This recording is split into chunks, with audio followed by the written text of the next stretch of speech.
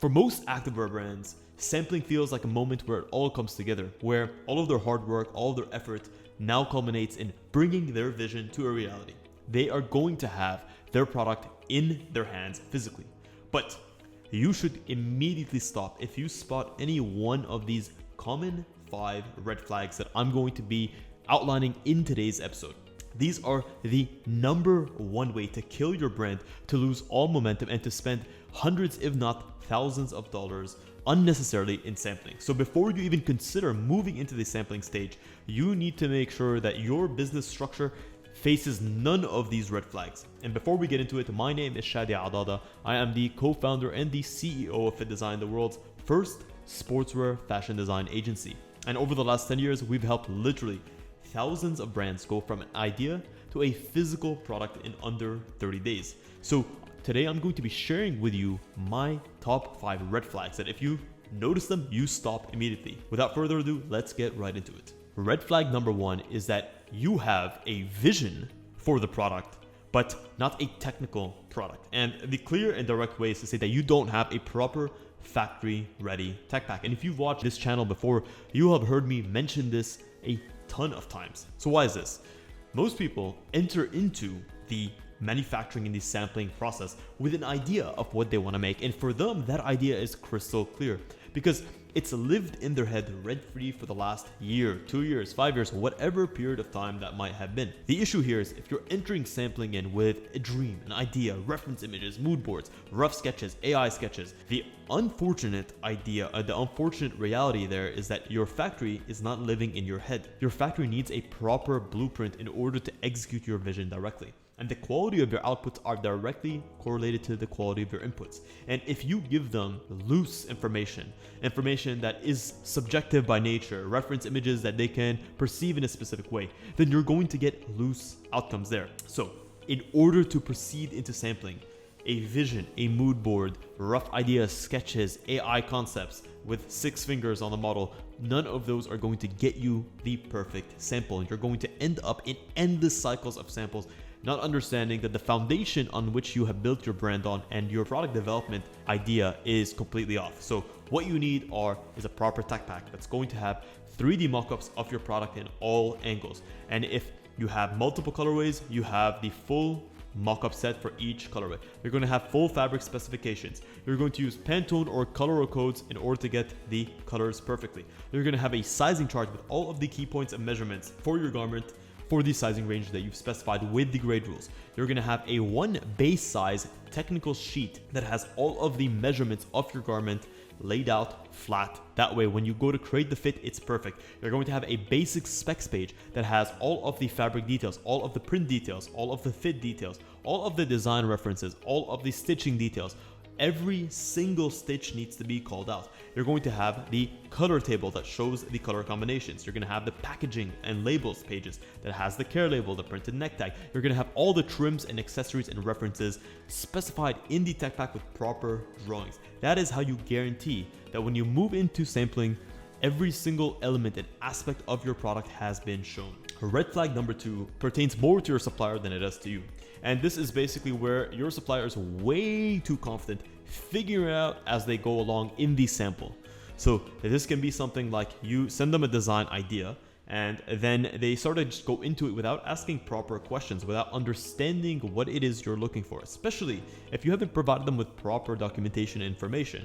And what ends up happening is that you are going to end up paying for those resamples. You are going to end up paying for that with your opportunity cost, with your time, with your effort, and with the potential loss of the business opportunity altogether, because not all opportunities last for a long time. You might have a window of 6 months to 12 months to get into the market and to have that first mover advantage, but you end up in endless sample rounds trying to figure it out as you go along, having the factory try to figure it out for you because you haven't done your due diligence as a brand and given them the information, instructed them. At the end of the day, and I use this, you wouldn't expect your builder to figure out exactly how you want your floor plan laid out. You would work with an architect to create the floor plans beforehand and present it to your builder to do accurately. You don't expect them to figure it out or wing it on the fly. Red flag number 3 is that you are entering into the sample phase without a strong understanding of the financial requirements. At the end of the day, the sample is not the end goal. The end goal is to go to market with a quality product that has proven demand and penetrating that market in a clear and concise way. So you have to budget for the bulk production. You have to budget maybe for 1 or 2 additional sample rounds. You need to be clear with your manufacturer in the sampling phase what has changed, if that affects the price of the product because of fabric change, because of design change. You need to be clear with your factory on what it is that you're paying for. Because what most brands do is they enter into the sampling round without a clear tech pack. So what a manufacturer ends up doing is either they quote them too high upfront because they don't want to take on that additional risk of having something pop up last minute and for them to have to eat that burden. So with a tech pack, you actually maximize your chances to getting the most accurate quotation because manufacturers are not having to take into account all of these additional variables that might pop up randomly.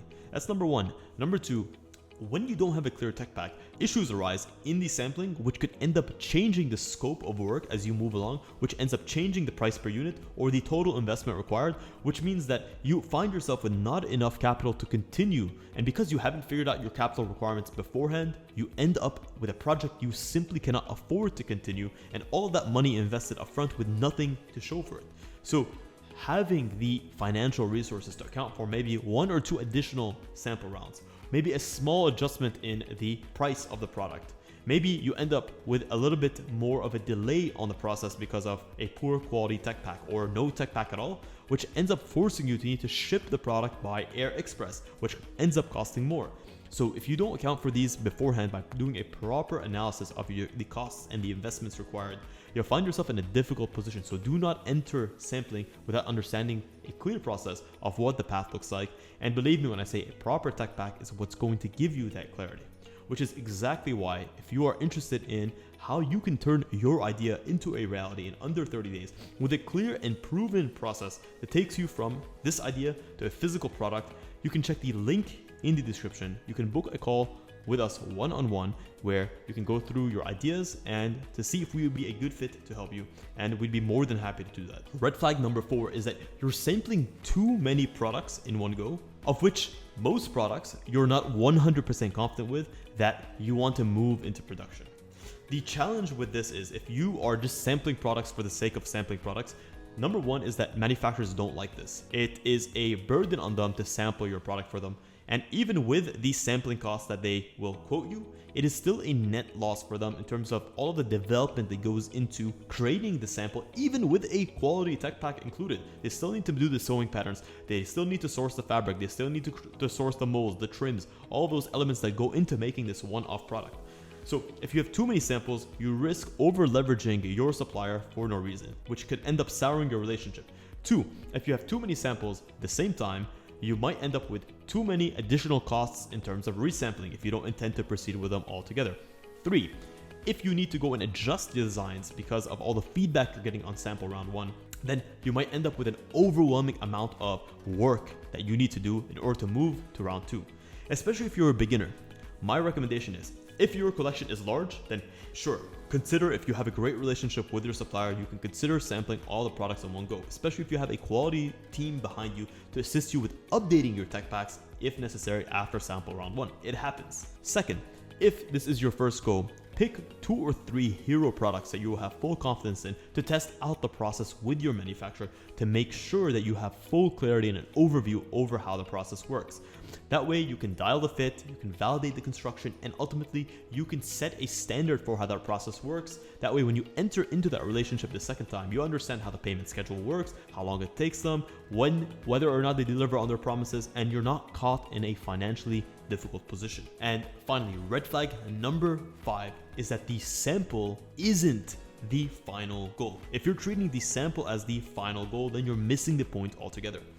The sample is a means to an end. It gets you to have the confidence and the clarity that the partner you're working with has understood your requirements sufficiently in order to mass manufacture your product. So even if you are not 100% satisfied with your initial sample, as long as all of the non-negotiables are hit and met, then it might be safe to proceed into bulk production with that manufacturer. Because at the end of the day, you didn't enter this working relationship just to sample the product.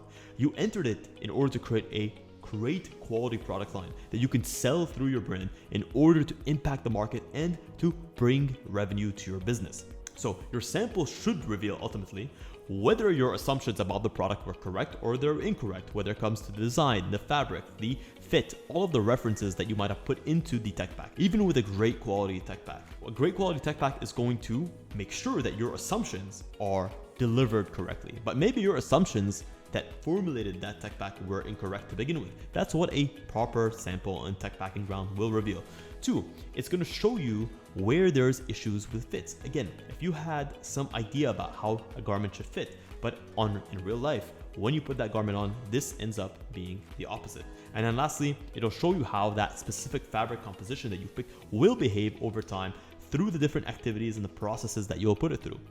Does it wash well? Does it wick away moisture? Does it stink over time? Does it have a great quality color retention, shape retention? All of these things we can hypothesize. You can know you want a 72% nylon, 28% spandex, 270 GSM legging, but when you put it on, it just feels too tight and it feels too thick and too heavy. So then you're able to make a decision, and this is normal.